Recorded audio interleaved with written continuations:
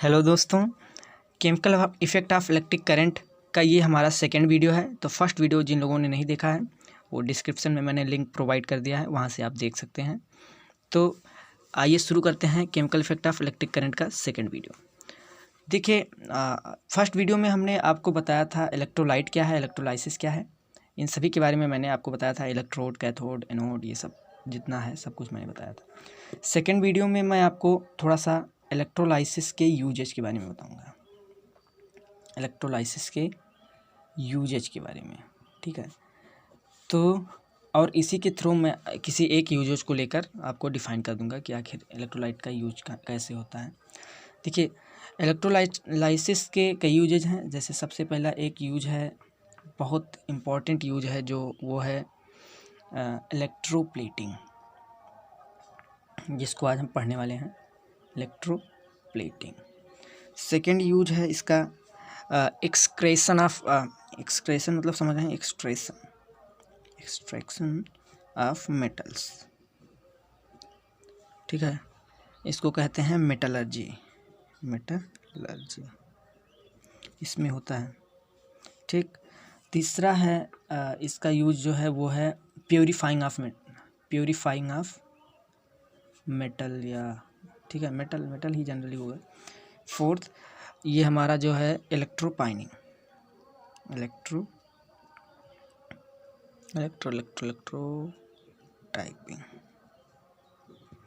ठीक है। तो इतने सारे यूज हैं और भी होंगे, खैर मुझे इतना समझ में आ रहा है। तो ये इलेक्ट्रोलाइसिस के यूजेज हैं, ठीक है। अब इसमें से जैसे कई यूजेज हैं, तो इसमें से मैं किसी एक के बारे में, जैसे इस इलेक्ट्रोप्लेटिंग के बारे में आपके जो सिलेबस में है मेरे अंदाज से, यहाँ मैं आपको इलेक्ट्रोप्लेटिंग के बारे में बताऊँगा। इलेक्ट्रोप्लेटिंग होता क्या है, कैसे इसमें प्यूरीफाइंग ऑफ मेटल हो जाता है, ये भी मैं आपको बताऊँगा। इसके सिवा कई चीज़ें बताऊँगा, ठीक है। तो लगे रहिए और शुरू कीजिए। शुरू करते हैं आज का वीडियो। इलेक्ट्रोलाइसिस के यूजेज हैं, ठीक है। तो इलेक्ट्रोप्लेटिंग में सबसे पहले हम क्या करते हैं, इलेक्ट्रोलाइसिस ऑफ कापर सल्फेट को देखते हैं, क्योंकि कापर का जनरली सभी लोग लेते हैं, तो मैं भी ले रहा हूँ। कापर सल्फेट का इलेक्ट्रोलाइसिस करते हैं। तो इलेक्ट्रोलाइसिस करने के लिए सबसे पहले आपको क्या चाहिए, सबसे पहले एक पॉजिटिव टर्मिनल चाहिए, एक नेगेटिव टर्मिनल चाहिए, ठीक है। ये नेगेटिव टर्मिनल हमने ले लिया, ये पॉजिटिव टर्मिनल ले लिया। यहाँ से ऐसे कर दिया, और ऐसे बनाया, यहाँ से ऐसे, ये तो आपको बनाना आता ही होगा। ये हमारा ये हो गया। और इसके सिवाय फिर हमने क्या किया कि यहाँ से एक बर्तन बनाया। बर्तन का नाम क्या है, याद आया? हाँ, वोल्टामीटर। तो ये हमारा वोल्टामीटर बन गया, और इसमें एक इलेक्ट्रोलाइट रख दिया गया। यहाँ पर इलेक्ट्रोलाइट क्या है, CuSO4, ठीक है। अब एक चीज़, मुद्दे की बात इसमें ये है कि ये नेगेटिव टर्मिनल, ठीक।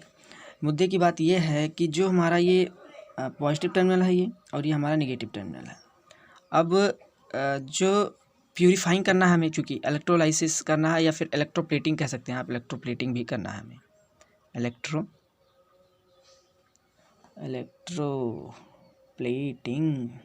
ठीक है। तो इलेक्ट्रोप्लेटिंग करना है।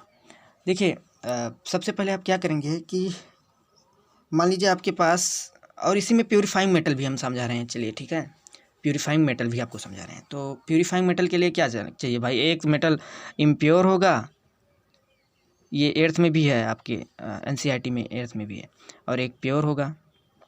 दो चीज़ आपके पास होगा ना भाई, ठीक है। और इम्प्योर, मान लीजिए अब जो सोल्यूशन लिए हैं उसी का इम्प्योर मेटल होना चाहिए भाई, ये चीज़ मान रखिए। या फिर जो इम्प्योर है या प्योर है, जैसे मान लीजिए आप प्योर को इम्प्योर करना है, मतलब इम्प्योर को आपको प्योर करना है, ठीक है। यहाँ से आपको यहाँ तक आना है। कापर का जो इम्प्योर कोई रॉड है उसको आपको प्योर करना है। तो कैसे करेंगे, ये चीज़ भी आपको मैं बता रहा हूँ, ठीक। देखिए, ध्यान रखना ये है कि जो यहाँ पर जो एलिमेंट है वही एलिमेंट यहाँ पर भी होना चाहिए। मतलब जो मेटल यहाँ पर यूज किया है, कापर का यूज हुआ है, तो यहाँ पर कापर सल्फेट का सॉल्यूशन भी होना चाहिए, इलेक्ट्रोलाइट भी होना ही चाहिए। क्यों होना चाहिए, क्योंकि यहाँ से कुछ होता है चलिए ठीक है, वो तो बाद में पता चलेगा। देखिए जो इम्प्योर है उसको आप यहाँ पर रखेंगे, इम्प्योर रॉड को आप कहाँ रखेंगे, यहाँ पर रखेंगे पॉजिटिव टर्मिनल। और जो आप प्योर करना चाहते हैं, कोई भी एक जिस पर आप परत चढ़ाना चाहते हैं, इलेक्ट्रोप्लेटिंग करना चाहते हैं, उसको आप यहाँ पर रखिए। ठीक है, जनरली कापर का ही होगा, क्योंकि भाई प्योर करना है तो कापर को ही प्योर कर रहे हैं, तो कापर निकल के आएगा, यहाँ पर कॉपर चढ़ेगा ना, इसीलिए यहाँ पर कॉपर रखेंगे। तो यहाँ पर क्या होना चाहिए, एक आपका प्योर होना चाहिए, प्योर कापर जिस पर आपको प्लेटिंग कराना है, और ये क्या होना चाहिए, इम्प्योर होना चाहिए। ठीक, प्योर इम्प्योर समझ में आया। चलिए ठीक है, आपको इतना समझ में आ गया। अब आपने इलेक्ट्रोलाइसिस पढ़ा था, मान लीजिए हमने स्विच ऑन किया, स्विच ऑन कर दिया, यहाँ से ये शुरू हो गया। तो क्या होगा, आपको मैंने कल बताया था इलेक्ट्रोलाइसिस के दौरान सबसे पहला क्या होता है कि Cu प्लस, ठीक है, और SO4 माइनस में ये टूट जाएगा, क्योंकि आपने पढ़ा था इलेक्ट्रोलाइसिस के दौरान डीकम्पोजिशन ऑफ इलेक्ट्रोलाइट ना, आपने पढ़ा था इनटू इट्स कंस्टिट्यूएंट्स, ये सब पढ़ा था। तो इसी में ये क्या हुआ कि ये जो इलेक्ट्रोलाइट है ये अंडरगो डीकम्पोजिशन हो रहा है, इसका डीकम्पोजिशन हो रहा है, और ये किस में डीकम्पोजिस हो रहा है, इसका इट्स कंस्टिट्यूएंट्स में, इस कंस्टिट्यूएंट्स, ये इसका कंस्टिट्यूएंट्स है ना, इसी से तो मिलकर बना है ये, तो इसमें ये ऐसे हो गया। ठीक है, ऐसे हो गया, ऐसा कुछ हो गया। अब आयनिक फॉर्म में आ गया, ये आयनिक फॉर्म मतलब ये आयन्स इस पर आ गए, Cu पर पॉजिटिव आयन है, इस पर निगेटिव आयन है। अब क्या होगा, मैंने ये भी बताया था आपको कि जो निगेटिव है वो पॉजिटिव की तरफ अट्रैक्ट होगा, पॉजिटिव जो है वो निगेटिव की तरफ अट्रैक्ट होगा। अब सिंपल सोचिए, ये SO4 का जो CuSO4 का जो हमारा वो है सॉल्यूशन, यहाँ से क्या हो रहा है, कापर जो है वो निकल के बाहर आ रहा है, कापर सिर्फ निकल के बाहर आ रहा है, और ये कहाँ पर जा रहा है, इस पर जा रहा है। ठीक है, निगेटिव टर्मिनल पर। तो इसीलिए यहाँ पर क्या हो रहा है, कापर की परत चढ़ना शुरू हो जाएगा। ठीक है, यहाँ पर कापर का परत चढ़ना शुरू हो जाएगा। अच्छा, ये जो इम्प्योर रॉड है, ठीक है, ये इम्प्योर जो रॉड है ना, इम्प्योर रॉड है, ये ध्यान रखना भाई, इम्प्योर कहाँ रहता है, पॉजिटिव पर, प्योर जो है निगेटिव पर। क्यों रहता है, क्योंकि ये प्योर इसी पर जाएगा निकल के, और इम्प्योर, अब इम्प्योर में क्या होगा अभी देखते हैं। तो अब आपको हम समझाते हैं पूरा अच्छे से विजुलाइज तरीके से। मान लीजिए यहाँ से करंट शुरू हुआ, छुक यहाँ से आना, आया यहाँ आया, इसने देखा कि ये देखो नेगेटिव है, इसको भाई अट्रैक्ट कर लेगा, ये अट्रैक्ट कर लेगा। अच्छा, इसको क्यों नहीं कर रहा अट्रैक्ट, ये भी पूछ लें, और कुछ लोग पूछ रहे होंगे, अरे भाई ये रॉड है और ये अटैच्ड है, मतलब रुका हुआ है रॉड, ये नहीं कि पकड़ खींच ले उसको समझे, ये अटैच्ड रॉड है, तो इसको नहीं खींच पाएगा ना, वो तो इसी को खींच रहा है भाई, खींच लिया इसको इसने।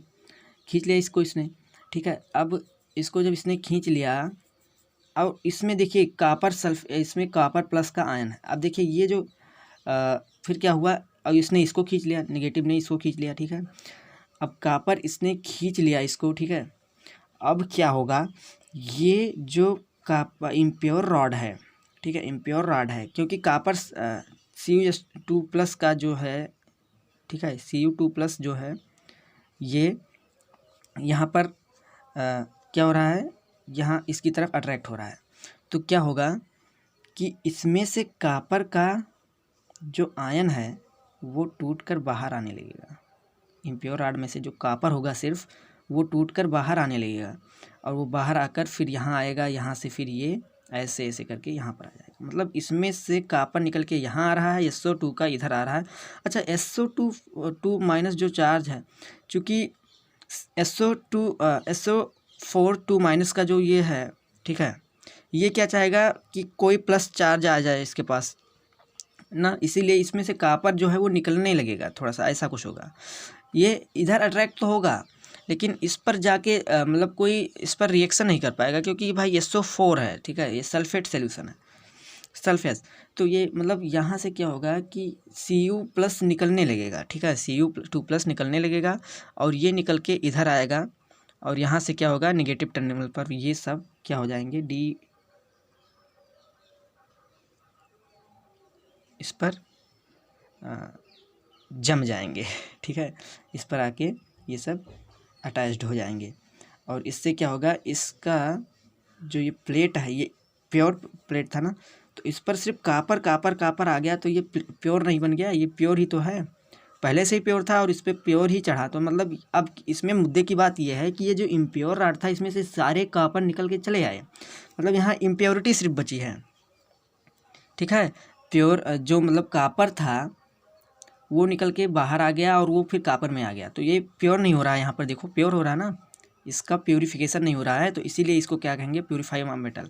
इस मेटल का प्यूरिफिकेशन हो रहा है, इसे हम क्या कहेंगे, प्यूरिफाइंग ऑफ मेटल। और इसके सिवाय इलेक्ट्रोप्लेटिंग हो रहा है, इस प्लेट इसका इस पर जो है कापर का परत चढ़ रहा है, इसे हम इलेक्ट्रोप्लेटिंग कहेंगे, ठीक है। दो चीज़ थी, दोनों चीज़ को मैंने आपको बता दिया, इलेक्ट्रोप्लेटिंग और चलिए ठीक है, इलेक्ट्रोप्लेटिंग और प्योरिफिकेशन ऑफ मेटल। तो प्योरिफिकेशन ऑफ मेटल और इलेक्ट्रोप्लेटिंग दोनों आपको समझ में आ गया, ठीक है। और इसमें कुछ नहीं है, बस ये इतना ही है। एक्सक्रेशन मेटल में भी ऐसे कुछ होता है, मतलब ऐसे ही ज़्यादा कुछ खास उसमें भी नहीं है, ठीक है। स्क्रेटिंग मसल में भी आपको कुछ ऐसा भी खास मतलब बहुत नहीं है। तो ये हमारा जो है इलेक्ट्रोलाइसिस ऑफ कॉपर सल्फेट है, और इसी में मैंने आपको इलेक्ट्रोप्लेटिंग और प्योरीफाइंग ऑफ मेटल के बारे में, दोनों के बारे में जानकारी देने की कोशिश की, ठीक है। अच्छा, इसके सिवाय मैं आपको रुकिए और भी कुछ इलेक्ट्रोलाइसिस के बारे में, इलेक्ट्रोप्लेटिंग के बारे में बताता हूँ। तो इलेक्ट्रोप्लेटिंग और इलेक्ट्रोलाइसिस आपको समझ में आया कॉपर सल्फेट सॉल्यूशन का, ठीक है। इसके बाद मैं आपको ये बता दूँ, देखिए एक चीज़ आपको ध्यान रखना है, ये एसिडिक है, ये चीज़ एसिडिक है, इसीलिए कंडक्टर हो रहा है, इसीलिए यहाँ पर H2SO4 का कोई सोल्यूशन नहीं डाला गया, मतलब कि ये क्या हो कंडक्टर बने, ठीक है। तो ये हमारा एसिडिक होता है, ठीक है। अब कुछ और एग्जांपल देते हैं, कॉपर सल्फेट की जगह पर और क्या रख सकते हैं। देखिए प्लेटिंग का आपको डिफिनेशन भी पता चल गया है इस समय, और नहीं पता चला है तो NCERT में आपको दिया रहता है, तो क्या बताऊँ उसको मैं, NCERT में आप देख लीजिएगा कि डिजायर मेटल ऐसे अनादर मेटल प्लेटिंग करना, ये सब लिखा है साफ साफ, ठीक है। अच्छा ठीक है, मैं आपको और यहाँ पर बताऊँगा, इसमें टाइम ना वेस्ट करूँ, ठीक है। तो देखिए इसके सिवाय जो है कॉपर प्लेटिंग आपने देख लिया, ठीक, कॉपर प्लेटिंग आपने देख लिया। ऐसे ही हम सिल्वर का, गोल्ड का, निकिल का, क्रोमियम का सबका चढ़ा सकते हैं मेटल, ठीक है, सबका प्लेट चढ़ा सकते हैं। तो उसके मैं सोल्यूशन, चूँकि यहाँ सोल्यूशन में गड़बड़ होता है, सब सोल्यूशन नहीं लिख पाते, तो सोल्यूशन के बारे में बता दूँ। सबसे पहले कॉपर का प्लेटिंग में क्या हुआ था, कॉपर की प्लेटिंग में, कॉपर सल्फेट का प्लेटिंग जब हुआ था तो उसमें क्या क्या हुआ था, जो हमारा कैथोड था, जो एनोड था, और जो हमारा इलेक्ट्रोलाइट था। तो इलेक्ट्रोलाइट तो सिंपल रहने दो, कैथोड एनोड, ठीक है, ये इलेक्ट्रोलाइट हो गया हमारा, कैथोड और एनोड, ठीक है। तो सबसे पहले ये हमारा इलेक्ट्रोलाइट हो गया, ठीक। कैथोड पर क्या रहेगा,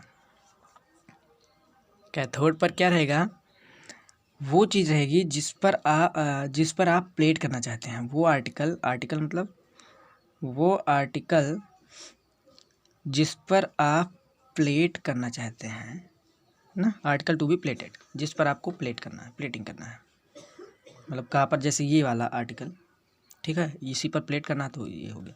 एनोड पर आपका क्या रहेगा, इस पर आप इम्प्योरिटी वाला जो भी होगा, इम्प्योर रॉड होगा उसको रखेंगे, या फिर इस पर क्या रखेंगे आप, ये एक्चुअली में इम्प्योर यहाँ पर रहेगा, लेकिन वो भी ध्यान रखना है कि उस इम्प्योरिटी में आपको कॉपर होना चाहिए, ठीक है, कॉपर होना चाहिए। तो मुद्दे की बात यहाँ पर कुल मिला के यह रही कि कॉपर इस पर होना चाहिए एनोड पर, भाई प्लेटिंग करना है तो इधर से निकल के इधर आएगा ना, पता चले यहाँ पर आपका कुछ ना हो, सिर्फ कॉपर सल्फेट के सोल्यूशन में कितना वो होगा कॉपर, बहुत कम तो होगा कॉपर, तो कितना मतलब थोड़ा सा इसमें ऐसे परत चढ़ेगा, तो उतने में आपको समझ रहे हैं, मतलब जैसे बहुत ज़्यादा परत चढ़ाना ना, तो आपको इतना चढ़ाना है, तो इसके लिए यहाँ से पूरा गला के निकाल के यहाँ से इधर ले आए, तो वो क्या होगा, इसीलिए यहाँ पर क्या कह रहे हैं, वहाँ इलेक्ट्रोप्लेटिंग होगा। तो इसीलिए इसको हम क्या कर रहे हैं कि यहाँ पर ये कॉपर का क्या होना चाहिए, इस पर मेटल होना चाहिए, ठीक है, कॉपर पर। अब ये प्लस मतलब वो तो मैंने लिख दिया कि सोल्यूशन के लिए, ठीक है। कॉपर का क्या होना चाहिए, एनोड पर होना चाहिए। ऐसे ही हम सिल्वर प्लेटिंग में क्या करेंगे, सबसे पहले इलेक्ट्रोलाइट, ठीक, इलेक्ट्रोलाइट हम मान लीजिए सिल्वर प्लेटिंग कर लेते हैं, तो सिल्वर के लिए क्या होगा, Ag होता है ना सिल्वर का फार्मूला, Ag और NO3, AgNO3 लेते हैं। कैथोड पर क्या लेंगे और एनोड पर क्या लेंगे, ये भी देख लीजिए। कैथोड पर हम लेंगे क्या नाम है, जो आर्टिकल प्लेट करना है, ठीक है, वो तो सिंपल है, आर्टिकल जो प्लेट करना है। इसके सिवाय पॉजिटिव पर क्या लेंगे, Ag लेंगे, सिल्वर लेंगे। ये आपको अब आइडिया मिल गया होगा। तो अब मैं ऐसे ही बता देता हूँ कि और किसका इलेक्ट्रोलाइट का, मान लीजिए अब निकिल का लेना चाहते हैं तो निकिल के साथ किसका लेंगे, जैसे इसमें CuSO4 रहता है ना, SO4, तो यहाँ पर क्या है कि AgNO3 रहेगा, NO3, ठीक है। और निकिल के लिए क्या रहेगा, निकिल के लिए बहुत बड़ा है, लिख लीजिए, निकिल का है NiSO4, फिर NH4 का होल ट्वाइस, ठीक है। और फिर इसके सिवाय क्या है, SO4 था, हाँ, SO4 6H2SO4। इतना बड़ा आपको सोल्यूशन लेना होगा, किसके लिए, निकिल के प्लेटिंग के लिए, निकिल प्लेटिंग, बढ़िया था। ध्यान रखिएगा इसको, ठीक है। ये निकिल SO4 NH4 का होल ट्वाइस, फिर SO4, फिर 6 क्या है, 6H2SO4, ये हमारा क्या हो गया, निकिल के इलेक्ट्रोप्लेटिंग के लिए। क्रोमियम प्लेटिंग के लिए क्या लेंगे हम, ठीक है, इंपॉर्टेंट चीज़ें बता रहा हूँ बस, और कुछ नहीं इसमें। क्रोमियम के लिए क्या लेंगे, क्रोमियम के सोल्यूशन के लिए H2CrO4, ये हो गया हमारा क्रोमियम प्लेटिंग का, ठीक है। इसके सिवाय जो, ठीक है, तो ये हमारा पूरा हो गया है, ठीक है। क्रोमियम प्लेटिंग के लिए हम H2CrO4 लेंगे, और निकिल के लिए हमने बता दिया आपको क्या है, nickel SO4 NH4 2SO4 6H2SO4। H2SO4 इसलिए लिए होंगे कि इसको हमें क्या करना है, एसिडिक बनाना है। भाई देखो, एसिड या बेस कुछ भी अगर है इलेक्ट्रोलाइट में, तो वो भाई ये H+ आयन रिलीज करता है, ये OH- फर्नेस करता है, फर्नेस करना, ठीक है, फर्नेस करना। तो H+ आयन फर्नेस करता है, ये OH- फर्नेस करता है किसी भी सॉल्यूशन में जब इसे फेंका जाता है, मतलब रखा जाता है। तो सिंपल सी बात है, अगर ये भाई एक एसिड सॉल्यूशन है तो H+ आयन ये क्या करेगा, फर्नेस करेगा, और H+ आयन जब ये फर्नेस करेगा तो ये क्या हो जाएगा, आयनिक फॉर्म में आ जाएगा, और आयनिक फॉर्म में आ जाएगा तो यहाँ पर क्या होगा, इलेक्ट्रिसिटी कंडक्ट हो सकती है तभी, नहीं तो इलेक्ट्रिसिटी नहीं कंडक्ट होगा ना, ये आयनिक होना चाहिए। अब इसमें शुगर सोल्यूशन अगर डाल दें हम, शुगर सोल्यूशन समझ रहे हो, शुगर सोल्यूशन डाल दें तो ये इसमें से इलेक्ट्रिसिटी कंडक्ट ही नहीं होगा, समझ रहे हो, क्यों नहीं होगा, क्योंकि ये आयनिक फॉर्म में ही नहीं हो रहा ना। ये जब आयनिक फॉर्म में होता तो ये टूट के मतलब आयन बन जाता। आयन क्या है, वो पॉजिटिव निगेटिव, और पॉजिटिव निगेटिव ये भी है तो अट्रैक्ट करने लगता है, मतलब ऐसा कुछ होता है। तो यहाँ से क्या हो जाता है, कंडक्टिंग काम हो जाता है, लेकिन कंडक्ट हो ही नहीं रहा है भाई शुगर सोल्यूशन में, क्योंकि यहाँ आयन नहीं बन रहे हैं, ठीक है। तो आयनिक फॉर्म होना चाहिए हमेशा, एसिड बेस, इसीलिए मैंने लिख दिया यहाँ पर, ये इंपॉर्टेंट है। इसके सिवाय क्रोमियम प्लेटिंग के लिए मैंने बता दिया कि H2CrO4, ये सब मतलब जितनी चीज़ें मैंने बताई हैं ये सिर्फ एग्जाम्स के पॉइंट ऑफ व्यू से मैंने बताया है, नीचे जो लिखा गया है। बाकी ये ऊपर तो है ही, 8th तक है, आराम से पढ़ सकते हैं, 8th में है, 10th में भी है ऐसे, ठीक है। फिर अगले वीडियो में मैं आपको लॉज ऑफ इलेक्ट्रोलाइसिस के बारे में बताऊंगा। अब लेवल बढ़ने लगा है, अभी तक तो सब बच्चों वाला खेल था।